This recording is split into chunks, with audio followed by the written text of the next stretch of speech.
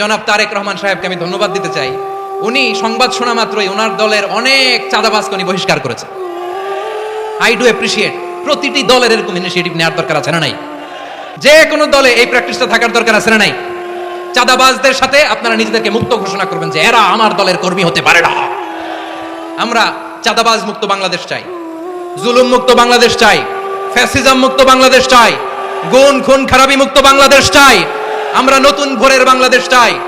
ওই বাংলাদেশ পাওয়ার জন্য মুনকার প্রতিরোধে, অন্যায় প্রতিরোধে যদি বাঘের বাচ্চার মতো, আবু সাইদের মতো দুই হাত উঁচু করে বুককে টান টান করে প্রসারিত করে দাঁড়াতে হয়, রাজি আছো মুসলমান? কারা কারা রাজি? আল্লাহকে হাত দেখিয়ে প্রতিজ্ঞা করো। রাব্বুল আলামিন বলেন, ওয়ায়ানহা আনিল ফাহশাই ওয়াল মুনকারি ওয়াল বাগি ইয়াইদুকুম লাআল্লাকুম তাযাক্কারুন। বসুন। আল্লাহ বললেন, আমি অশ্লীলতাকে নিষেধ করি, আমি সব ধরনের মন্দ কাজকে নিষিদ্ধ করি, সব শেষে আমি সীমা লঙ্ঘনকে তোমাদের জন্য নিষিদ্ধ করি। আলোচনা মনে আছে তো, না ভুলে গেছেন? নিষিদ্ধ করেছেন কয়টা জিনিস? 1 নম্বরে অশ্লীলতা, 2 নম্বরে মুনকার তথা সব মন্দ কাজ, 3 নম্বরে আল বাগি, সীমা লঙ্ঘন, ক্রসিং দ্য লিমিট। সীমা লঙ্ঘন করা ভালো না। We all should know our limits. চিল্লায় বলেন ঠিক কিনা? একই আয়াতে আল্লাহ বললেন, কুল ইন্নামা হাররামা রাব্বিয়াল ফাওয়াহিশা মা যাহারা মিনহা ওয়া মা বাতানা ওয়াল ইসমা ওয়াল বাগিয়া বিগাইরিল হক। অন্যায় ভাবে যে অবাধ্য হয়, যে সীমা লঙ্ঘন করে, তাদেরকেও আমি এটা হারাম করে দিলাম। সীমা লঙ্ঘন করা হারাম, সীমা লঙ্ঘন করা হারাম। আল্লাহ বারবার বারবার আমাদেরকে ওয়ার্নিং দেয়। যখন আমরা থামি না তখন আল্লাহ ধরে, আর যখন ধরে তখন ছাড়ে না। ধরে ধরে ধরে না, ধরলে আল্লাহ। ফেরাউনকে কিন্তু হুট করে ধরে নাই, আপনারা জানেন? 9 বার ওয়ার্নিং দিয়েছে ফেরাউনকে। আল্লাহ তাআলা ওয়ার্নিং দিয়েছিল কয়বার? বীর চট্টলার বীর সেনানীরা আওয়াজ করে বলেন, ফেরাউনকে ধরার আগে ওয়ার্নিং দেওয়া হয়েছিল কয়টা? রাব্বুল আলামিন বলেন, ওয়ালাকাদ আতাইনা মূসা 9 আয়াতিন বাইয়িনাত। 9টা মুআজিজা দেখিয়েছি। 1 2 3 বারবার এইভাবে রিমাইন্ডার, ওইভাবে রিমাইন্ডার, এইভাবে নাসিহাত, ওইভাবে দাওয়া। ফাকুলা লাহু কাওলান লাইকিনা, নরম করে বলো, সফট করে বলো, যত ওয়ে হতে পারে দাওয়া মেথডোলজি। মুসা আলাইহিস সালামের সব অ্যাপ্লাই শেষ। 10ম বারে যে আল্লাহ ধরছে, 10ম বারে যে ধরেছে। এজন্য আল্লাহ বলেন, আমি সীমা লঙ্ঘনকে পছন্দ করি না। কোরআনের অন্য আয়াতে বাগীকে বলা হয়েছে আল ইতিদা। সীমা লঙ্ঘন যারা করে তাদেরকে আল্লাহ বলেছেন মুতাদিন। ওয়াকাতিলু ফি সাবিলিল্লাহিল্লাযীনা ইউকাতিলুনাকুম ওয়া লা তা'তাদু ইন্নাল্লাহা লা ইউহিব্বুল মুতাদিন। আমি সীমা লঙ্ঘনকারীদেরকে কোশ্চিনকালেও পছন্দ করি না। আমরা যেন সীমা লঙ্ঘন না করি। রাজি আছেন তো? যে কোনো ক্ষেত্রে ইবাদতে যেন সীমা লঙ্ঘন না করি। অনেকে আমরা ইবাদতে সীমা লঙ্ঘন করে ফেলি। বিশ্বনবী সাল্লাল্লাহু আলাইহি ওয়াসাল্লাম যেটা শিখিয়েছেন, এর বাইরে যে অতিরিক্ত বুজুর্গ হতে চায়, এরকম আছে না নাই? করা যাবে না, কোনো ক্ষেত্রেই সীমা লঙ্ঘন করা যাবে, এমনকি যুদ্ধক্ষেত্রেও না। বিশ্বনবী সাল্লাল্লাহু আলাইহি ওয়াসাল্লাম বলেন, খবরদার যুদ্ধক্ষেত্রেও সীমা লঙ্ঘন করো না। কি সুন্দর ইসলাম আমরা পেয়েছি। বিশ্বনবী বলেন, খবরদার যুদ্ধের ময়দানে কোনো নারীর গায়ে হাত তোলো না, কোনো শিশুর গায়ে হাত তোলো না, কোনো গবাদি পশু হত্যা করো না, কোনো শস্য ক্ষেত্র ধ্বংস করো না, ইবাদতরত অন্য ধর্মের কোনো সন্ন্যাসীর গায়ে হাত তোলো না। বলেন সুবহানাল্লাহ। তাহলে আমরা সীমা লঙ্ঘন করতে পারবো? প্রিয় ভাইরা, একটা সুখী, সমৃদ্ধ, শান্তির সমাজ, মানবিক সমাজ যদি আমরা গঠন করতে চাই, আমাদের আল্লাহর দেয়া কয়টা আদেশ মানতে হবে বলেন দেখি? সবাই বলেন কয়টা? আর বেঁচে থাকতে হবে কয়টা জিনিস থেকে? আওয়াজ করে বলেন কয়টা? আমাদের শামীম ভাইয়ের সাথে যখন কোলাকুলি করি, মনে হচ্ছে আল্লামা সাঈদীর ঘ্রাণ পাই। কিন্তু অবাক করা বিষয় হচ্ছে, আমরা আজও জানি না আমাদের আল্লামার মৃত্যু কি স্বাভাবিক হয়েছে নাকি এটা পরিকল্পিত মেডিকেল কিলিং ছিল। এই রিপোর্ট গণমানুষের কাছে প্রচার করে জানাতে হবে। এই দাবির সাথে কি সবাই আপনারা একমত? কারা কারা একমত হাত তুলে দেখান।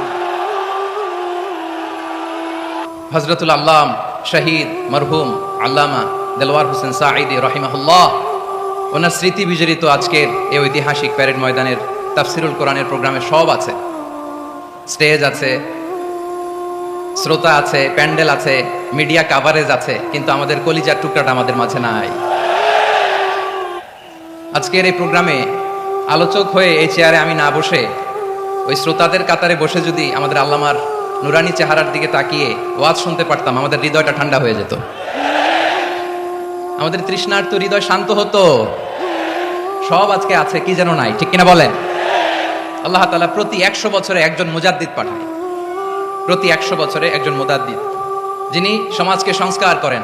আল্লামা দেলোয়ার হোসেন সাঈদী রহিমাহুল্লাহ ছিলেন তেমন একজন মুজাদ্দিদ। চিৎকার করে বলেন ঠিক কিনা?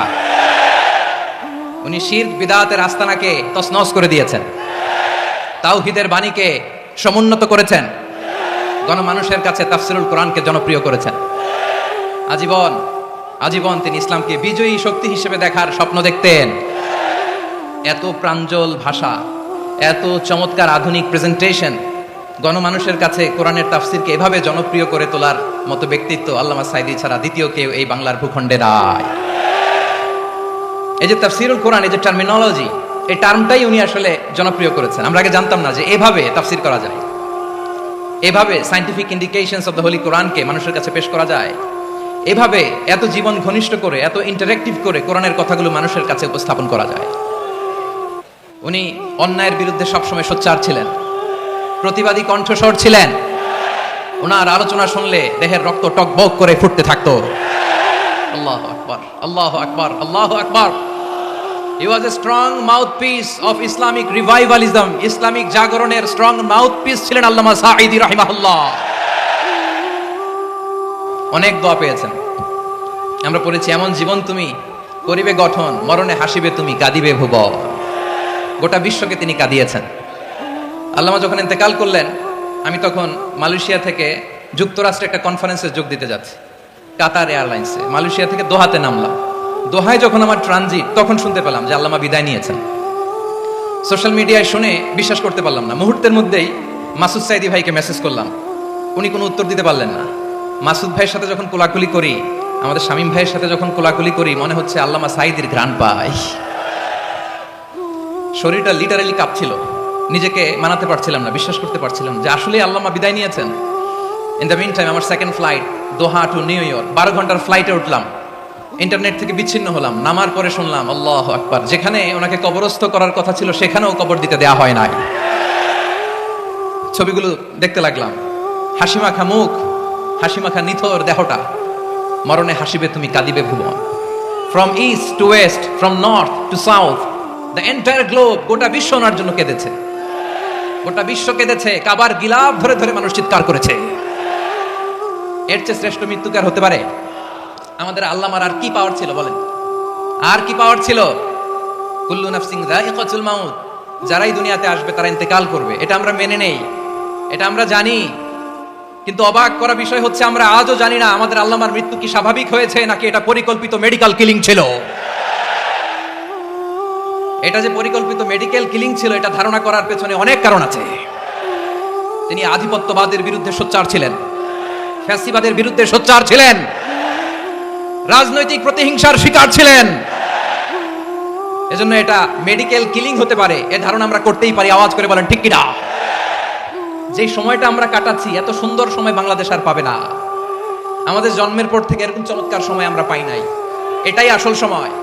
আমরা ইন্টারিম গভর্নমেন্টের কাছে দাবি জানাই, উচ্চতর তদন্ত কমিটি করে এটা কি হত্যাকাণ্ড ছিল নাকি স্বাভাবিক মৃত্যু ছিল, এই রিপোর্ট গণমানুষের কাছে প্রচার করে জানাতে হবে। এই দাবির সাথে কি সবাই আপনারা একমত?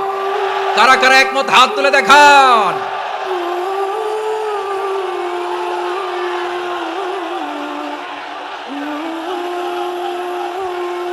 আমার প্রিয় ভাইয়েরা, প্রিয় চট্টলাবাসী, আল্লাহ তাআলা তার এই মুখলেস গোলামকে তার জান্নাতুল ফেরদাউসের মেহমান হিসেবে কবুল করুক, তার জীবনের সকল খেদমাগুলোকে কবুল করুক, জান্নাতুল ফেরদাউসের আলা মাকামে তাকে মেহমান হিসেবে কবুল করুক। আল্লামা শহীদ দেলোয়ার হোসেন সাঈদী রাহিমাহুল্লাহ, উনি ছাড়াও এই ঐতিহাসিক ময়দানে কথা বলেছেন আল্লামা লুৎফুর রহমান রাহিমাহুল্লাহ। চলে গিয়েছেন আমাদেরকে ছেড়ে। তিনি বলতেন, ইনশাআল্লাহ মিজান আবার আসবে। হুজুর, আমি তো আসলাম, আপনি তো আমাদেরকে ছেড়ে চলে গেলেন। আল্লাহু আকবার, আল্লাহু আকবার, আল্লাহু আকবার। গলায় কোনো সুর ছিল না, সুর দিয়ে কথা বলতেন না, কিন্তু এত চমৎকার শব্দের বুনন, এত চমৎকার প্রেজেন্টেশন, এত চমৎকার ভাবে ঐতিহাসিক বর্ণনাগুলো তিনি উপস্থাপন করতেন। মন্ত্রমুগ্ধ হয়ে আমরা আল্লামা লুৎফুর রহমানের কথা শুনেছি। আমরা হযরতুল আল্লামা লুৎফুর রহমান রাহিমাহুল্লাহর জন্য এই বিশাল ময়দান থেকে দোয়া করছি, আল্লাহ তাআলা তুমি তোমার এই খাদেমকে জান্নাতের মেহমান হিসেবে কবুল করে নাও। আরো অনেক আল্লামারা এখানে কথা বলেছেন, বিশেষ করে বাইতুল শরফের মরহুম পীর সাহেব হুজুর থেকে শুরু করে আরো যারা যারা তারকাতুল্য ওলামায়ে কেরাম এই চট্টগ্রামের ময়দানে কথা বলেছেন।